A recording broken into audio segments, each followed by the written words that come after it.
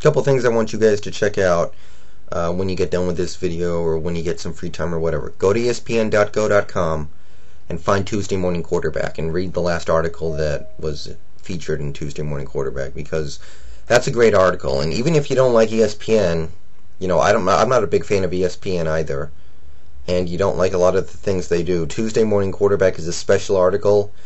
He basically analyzes every game and finds things that most people won't find.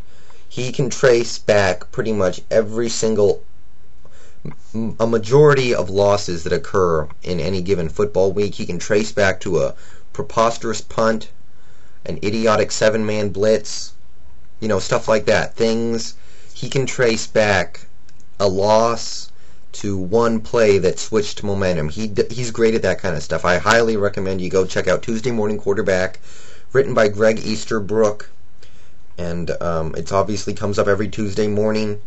It's a great read. It's the highlight of my Tuesday. So check that out if you get the chance. And also check out Bill Simmons, because I'm not the biggest fan of the guy, but he's funny. He writes well. He's a Patriot homer. He's a Red Sox homer. So I don't really I don't know what you would think about that bias from a writer, but to me it's an endearing quality to what he writes, and he's just funny. And he updated his levels of losing column to add in what the Mets have done the last 2 weeks. So check that out, because that's a great column. That's one of my favorites from him ever. And he threw in what the Mets have done over the last 2 or 3 weeks. And you can get an idea of what Ammo's been going through, which begs the question, who had the worst last couple of weeks, John Ammo or the San Diego faithful? I don't know, man. To me, that's a toss-up.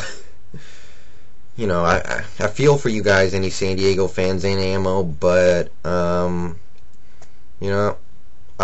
had my share of heartbreaks in this sport, so it's something I guess we all got to do. Things happening around football right now. Looks like Gus Frerott's coming in for Bulger. I agree with this move. I brought it up in a recent video. I like it. Put Bulger on the bench. Let him heal his ribs. Maybe he'll come back in a couple of weeks. Let him gather himself and try and gather this offense. And Gus Frerott's a pretty good backup. So this team isn't going anywhere, but it's the right move.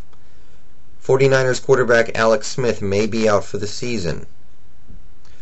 And, it kind of sucks for the 49ers, since they wanted to see if he could develop going into his 3rd season. Now they may not get a chance to do that. I don't think he's a very good quarterback, so I don't think it's going to hurt the 49ers right now. With Trent Dilfer, with Alex Smith, I don't think it makes that big of a difference. They might lose 1 or 2 more games, but it's not huge. But they wanted to see if he could get better. And now they're going to have to wait another year to see that, so that sucks. So, 49ers fans, I'm sorry that had to happen like that. You know how I roll. And, if the Patriots, they keep winning.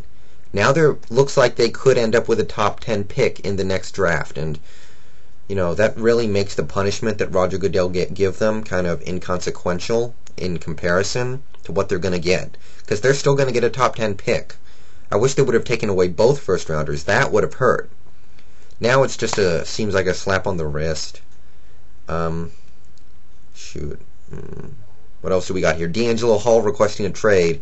He's crazy if he thinks any team is going to be okay with him having a complete meltdown and putting your team in a position to lose. Because if he doesn't get all those penalties on that one Carolina drive at the end of that game, Atlanta might win. So, no team in the league is going to be okay with that. But he doesn't seem to like Bobby Petrino much, so I can understand wanting out. I've heard that Atlanta has rejected his request, but something could happen because he's not going to re-sign at the end of this year. They might want to try and get something for him now. 2nd rounder, 3rd rounder, 2nd and 3rd rounder. I don't know how much he's worth. But any team that feels like they can win the Super Bowl this year or go far this year, but they need cornerback help, should look at this guy and try and pull a trade. Obviously, you can just wait until the end of this season and sign him in free agency, but if you want him this year, it might be a good idea to try a trade. I mean, the obvious team is Dallas, because they're a Super Bowl contender, They're the favorites in the NFC right now, but their cornerback depth is being tested. Newman is hurt. Henry is hurt. They don't have Aaron Glenn. I think they should at least have a look at Hall. And I know a lot of Dallas fans, especially like Withy, doesn't like D'Angelo Hall very much, but I think he would be a pretty good fit in Dallas right now. They could use someone like that. You got the Giants. They could use him. Maybe the Buccaneers, the Lions. There are just so many teams that have a chance to compete that could use this guy, so keep an eye on that.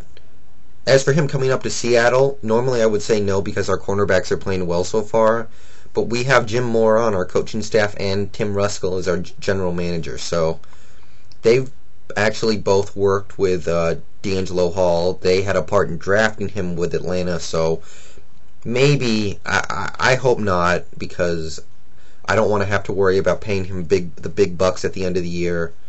But any team that has a consistent pass rush should look at him, because if you give D'Angelo Hall a good pass rush, he's an elite cornerback. And Ricky Williams applying for reinstatement. This is interesting. I like Ricky. I think he's a great player, or was, or could be a great player. And if I'm Green Bay, I'm doing everything I can to trade for him with Miami. Miami still has his contract, I believe. And Green Bay can't run the ball so far this year. If they could find a way to get Ricky, that would be beyond huge. That would rejuvenate their running game, give Favre a real, potential beast in the backfield. This team is a running game away from competing for a Super Bowl, I believe. So, Ricky Williams, I think it's going to happen. I've heard Dallas could be interested. I don't agree with that. I think they've got good running backs. I think Julius Jones isn't as bad as some people say.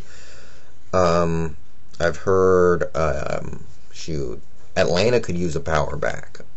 Any team that could use some running back depth might want to take a look at Ricky, because it's not going to be a big risk. Only other thing I can really talk about is Minnesota and Tampa Bay are considering a trade involving Bryant McKinney and Mewelde Moore or Chester Taylor.